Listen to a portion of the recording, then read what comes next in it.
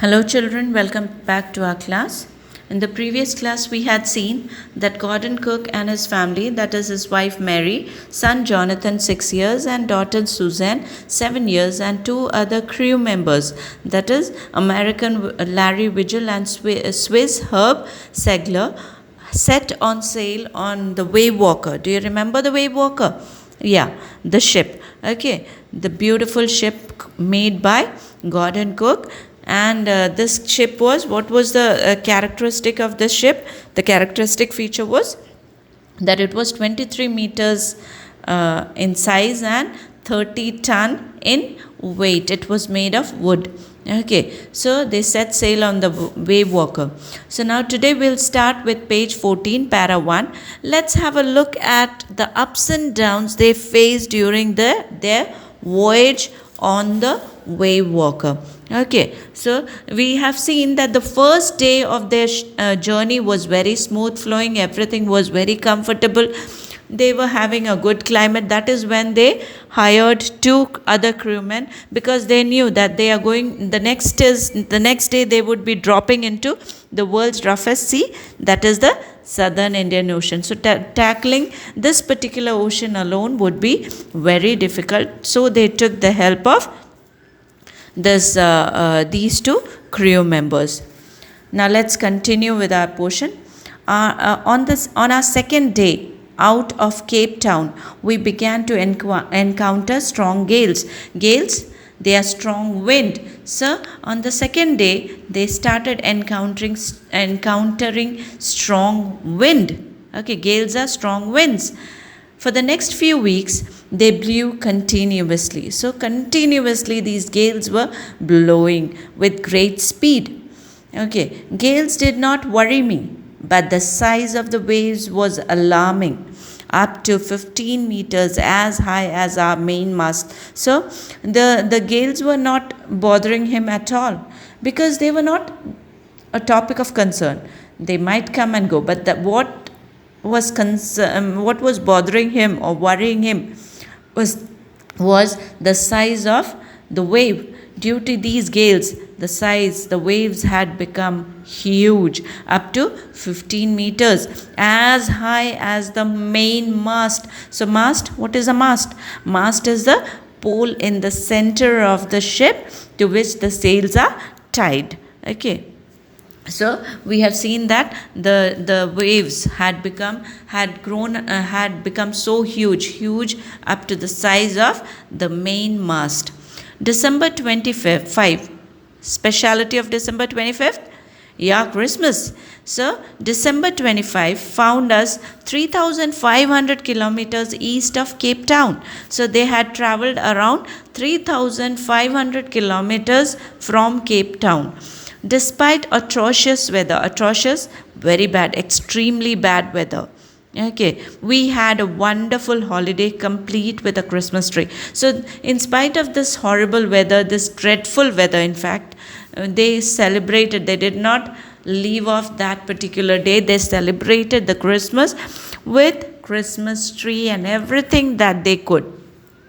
New Year's Day saw no improvement in the weather. So New Year's Day, there was no change in the weather. There was no change. The weather was as it was. But they had a hope. But we reasoned that it had to change soon. But they had a hope that everything would fall in place. The things would change very soon. And it did change for the worse. But there was change. As they expected, change was there. But the change was worse, very, very bad. At dawn on Jan 2, that is January 2nd, morning, dawn, early morning. Okay, the waves were gigantic, very, very huge. We were sailing with only one small storm jib. They had only one small storm jib. Jib is triangular sail. Okay, so they had only one small storm triangular sail. And were still making 8 knots. They were still making 8 knots. And so you can just imagine how difficult the situation was. As the ship rose to the top of each wave, we could see endless, enormous seas rolling towards us. So as the waves came in and the ship went over these waves, they could see, they felt, and they could see the huge sea rolling with waves towards them. Okay, so that was a big concern, a matter of big concern. The screaming of the wind and the spray was painful to the ears. The noise of the wind and the waves, everything was really ear deafening or very painful to the ear. To slow the boat down, we dropped the storm jib. So, what did they do? To slow the storm down, to slow the speed of the ship, okay, boat down, not the storm, sorry, to slow the speed of the boat, they dropped the storm jib. And when the storm jib dropped, the speed also reduced, because it's with the help of the sail that the ship moves when the wind blows. So if you drop down the sail, there won't be any movement in the ship except due to the movement of the water in the ocean. So they dropped the storm jib and lashed a heavy mooring rope. Heavy lashed means they tied. Okay, tied tightly a heavy mooring rope. Mooring rope, a huge, the enormous size of the rope. Okay, huge ropes. They are intertwined with each other, and then huge ropes are made like that. Okay. As the ship rose to the top of each wave, lashed a heavy mooring rope in a loop across the stern. Stern is the back part of the ship. So they tied a heavy rope into a loop. They turned it into a loop and tied it across the back portion of the ship very tightly. Then we double lashed. They double the tightness of everything, that is the rope and everything. They doubled the tightness. Went through our life raft drill. Went to a raft drill means the drill that how to escape. Suppose that if there is a shipwreck, how to escape it. Attached lifelines,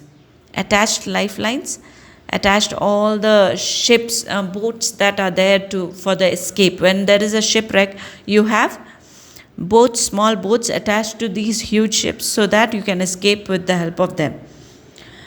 Donned oilskins. Oilskins are heavy cotton clothes waterproofed with oil. So this keeps their body intact and safe from the saline water. Okay, so they don means they put on, they wore. Okay, oilskins and life jackets. Life jackets help them to swim, they don't drown. And waited for what? Waited for a better situation. Okay, they waited. The first indication of impending disaster. Impending disaster means very close disaster, something very bad, came at about 6 p.m. So this particular impending disaster, the news, they felt that something wrong, bad is going to happen.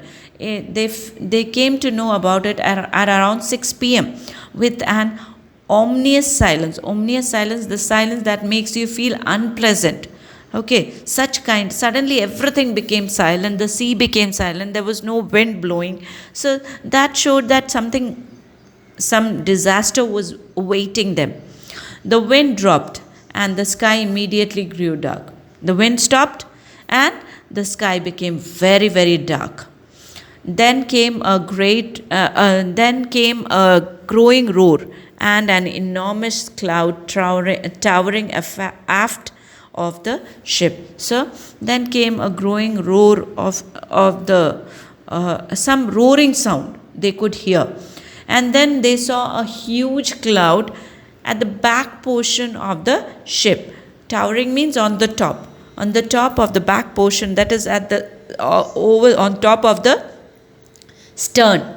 Okay, they saw a huge cloud. With a horror, I realized that it was not a cloud. With a terror in the heart, he realized that it was not actually a piece of cloud, but a wave like no other I had ever seen. But it was a huge wave that he had never ever seen before. It appeared perfectly vertical and almost twice the height of other waves. It appeared perfectly on the top of the ship, and it was twice the size of other waves. He had never seen such huge wave, and with a fright breaking crest. So it broke on the ship. So you can just imagine the situation in which they are. So children, will stop here. We'll have the next, the rest of the part we'll do in the next class. Children, be safe. Have a good day.